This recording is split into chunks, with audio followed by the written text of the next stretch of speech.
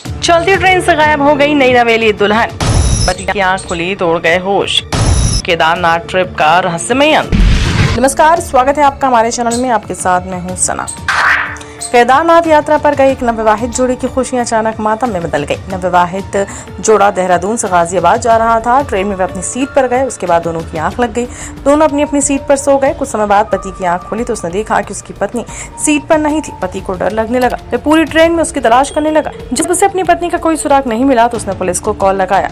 कानपुर निवासी मनीष अग्रहरी और प्रज्ञा सिंह ने कुछ समय पहले प्रेम विवाह किया था। शादी के बाद दोनों केदारनाथ धाम दर्शन के लिए गए थे। यात्रा पूरी करने के बाद दोनों महानदा एक्सप्रेस से वापस ग्रेटर नोएडा लौट रहे थे।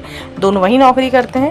लंबी यात्रा की थकान के कारण उनकी आंख लग गई थी। जबकि ट्रेन मुजफ्फरनगर के पास पहुंच रही थी, तभी पति की नींद खुली। उन्होंने देखा कि प्रज्ञा सीट पर नहीं है। पहले उन्हें लगा कि शायद किसी दूसरी बोगी या वॉशरूम गई होगी, लेकिन काफी देर तलाश के बाद भी उनका कोई पता नहीं चला।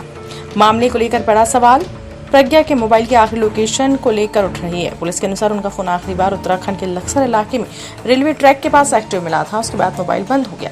इस जानकारी ने परिवार और पुलिस दोनों की चिंता बढ़ा दी है। मनीष का कहना है कि प्रज्ञा के पास ज्यादा पैसे भी नहीं थे और न ही कोई दूसरा साधन था। ऐसे में उनका अचानक गायब हो जाना कई सवाल खड़े कर रहा है। लक्सर पुलिस ने गुमशुदगी का मामला दर्ज कर जांच शुरू कर दी है। रेलवे ट्रैक और आसपास के इलाकों में तलाशी अभियान चलाया जा रहा है।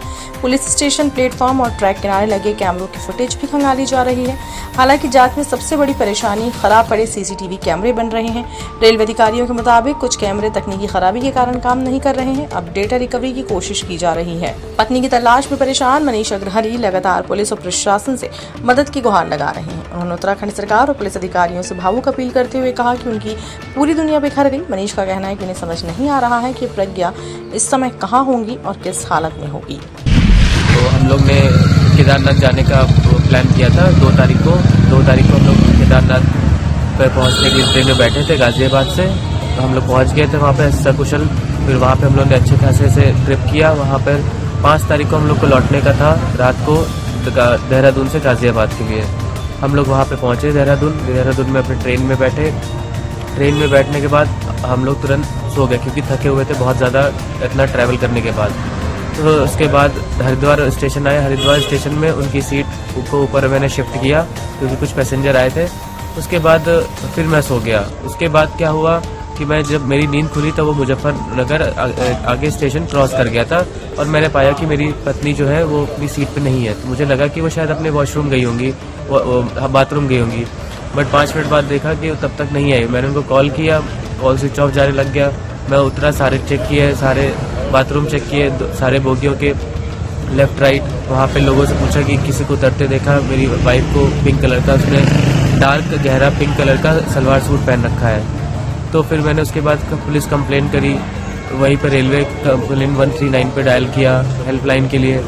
तो कोई भी ज़्यादा एक्शन नहीं लिया गया। फिर जब मैं देखा कि नहीं दिख रही, तब तक मैंने वेट किया।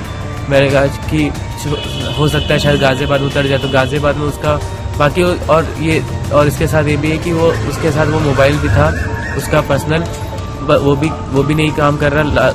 उसकी स्विच ऑफ हो रखा है और बाकी का सारा सामान उसकी बर्थ में ही था। तो जो कि मैं गाजियाबाद में लेके उतर गया।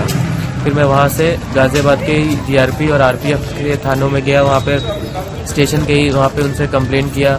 उनसे सारी मैंने पिछले स्टेशनों का वो ब्यौरा पूछा कि कुछ ऐसा हादसा तो नहीं हुआ है। तो उन्होंने बताया कि नहीं, ऐसा कुछ नहीं हुआ है, कि पिछले रुड़की, मेरठ और मुजफ्फरनगर के स्टेशन के बीच में ऐसा कुछ भी हादसा नहीं हुआ।